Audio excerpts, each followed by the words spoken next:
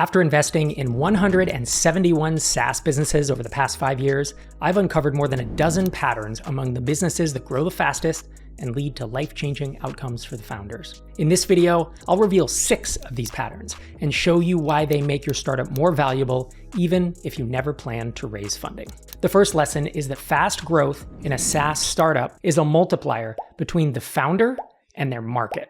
And what do I mean by a multiplier? Well, if you have an amazing founder, but they're in a bad market, a market that's not growing fast, a market where not a lot of people are looking to switch or coming into the market, then they will do so-so. And if you have a so-so founder in an amazing market, they might do okay. But if you have a crappy founder in a crappy market, they multiply together and you get a low number. And if you have an amazing founder and an amazing market, this is where I see companies growing the fastest. So in terms of founders, there are several traits, 8 or 9 traits I've mapped out elsewhere about things that I see in SaaS founders that allow them to succeed. But realistically, if I were to boil it down to 2 things, it's being capable and being coachable.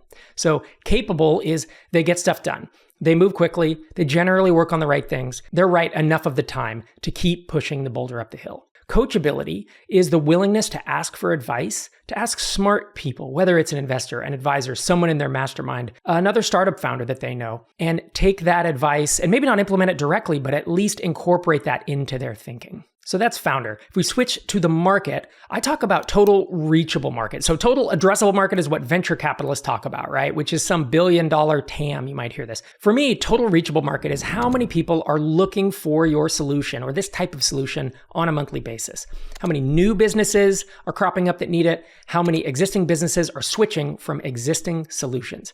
How entrenched and hated is the competition? So apps like Shopify are really not liked by a lot of companies. MindBody has a bad reputation with gyms and fitness studios, and frankly, the end user doesn't love them either. So having an amazing founder who is coachable and gets things done in a market that is growing fast, or there's a lot of folks switching all the time, can really lead to strong growth. Lesson number 2 is that in SaaS, technical founders have a leg up. This may not come as a surprise at all. If you're a non-technical founder and you've tried to launch a SaaS, you know how hard it can be. Within TinySeed and the 171 companies we've funded, about 85% of them have at least one technical co-founder. And that's approximately the number in the broader ecosystem. We survey 600 or 700 founders every other year through the MicroConf State of Independent SaaS survey. And we show that the numbers are about 15 to 20% of non-technical founders. The challenge is the product is so core to your business so that teams without a technical founder inevitably struggle with scaling, with code quality, and every new developer or agency that comes in tells them they need to rewrite their entire app from scratch. Another data point, of our 7-figure companies, so those doing millions and multiple millions, 96% of them have at least one technical founder. And in all of those companies, one of the founders figured out how to market or sell first before handing it off to someone else. Lesson number 3 is almost contrary to the point I just gave, but it's that we have funded 3 or 4 apps that are built with no code. So there are pros and cons to building a product in no code. The biggest negative, I think, is that all of them will eventually have to be rewritten. And at that point, they will stand still for months. And that's not just something that I think. That's not my opinion. I've talked to the founders who we funded who have their apps in no code, and they see the writing on the wall. They know that they will not scale this to a 7-figure company with the app built in no code. So while it's a super minority of the number of companies we funded, it hasn't been a hard no to date when we had that decision to make. Lesson number 4 is that the best team composition for founding teams is a developer plus a marketer, or a developer plus a salesperson. Whether it's marketing or sales depends on the funnel. Obviously, if it's a marketing funnel, you need marketing. If it's going to be a high-touch sales funnel, you need a salesperson.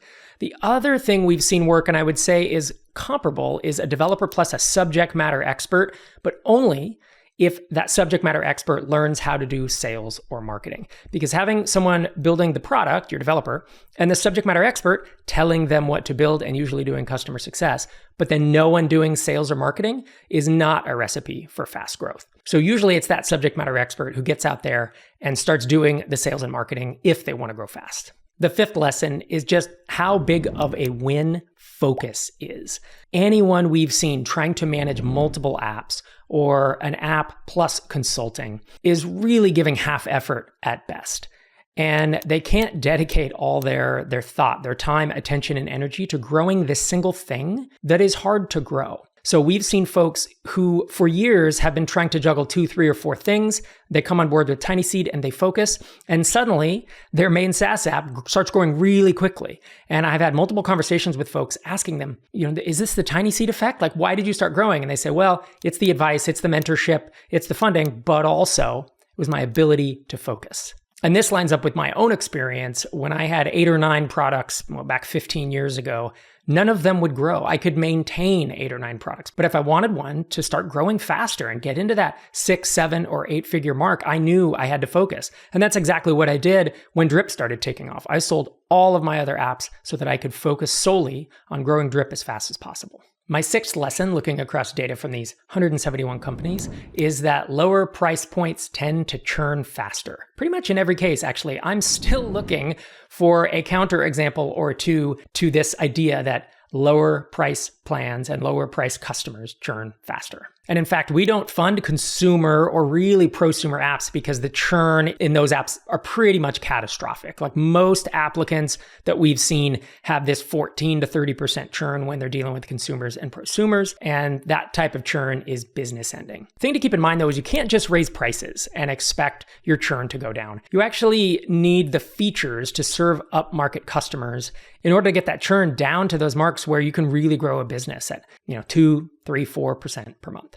If after hearing this list, you think your company checks some of these items, you might consider applying to TinySeed. That's my accelerator for bootstrapped SaaS founders. It's where we've invested in 171 companies, and we offer the right amount of funding. We offer mentorship, camaraderie, advice, community, and applications for our next batch open September 2nd and are open until September 16th. I'd love it if you'd apply. Head to tinyseed.com/apply.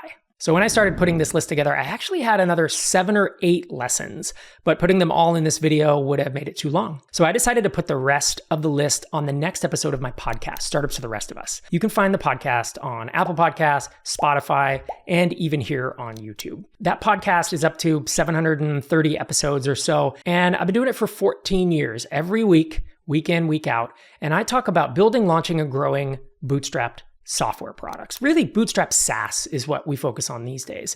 And I provide inspiration and tactics and sometimes interviews, but a lot of question and answer episodes, solo episodes, anything to get you to where you want to go faster if you're a bootstrapped or mostly bootstrapped founder. If you want to hear the rest of the lessons I've learned from running TinySeed, you should pause this video right now, open your favorite podcast player, and search Startups for the Rest of Us. Look for my face on the orange cover and hit subscribe.